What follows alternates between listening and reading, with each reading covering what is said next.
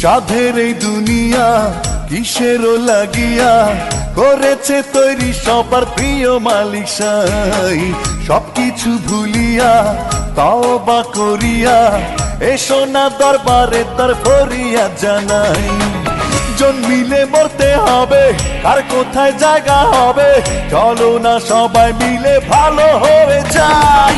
ও খোদার বান্দাগণ শোনো দিয়া মন, সময় থাকতে করো পাপের ক্ষতিপূরণ।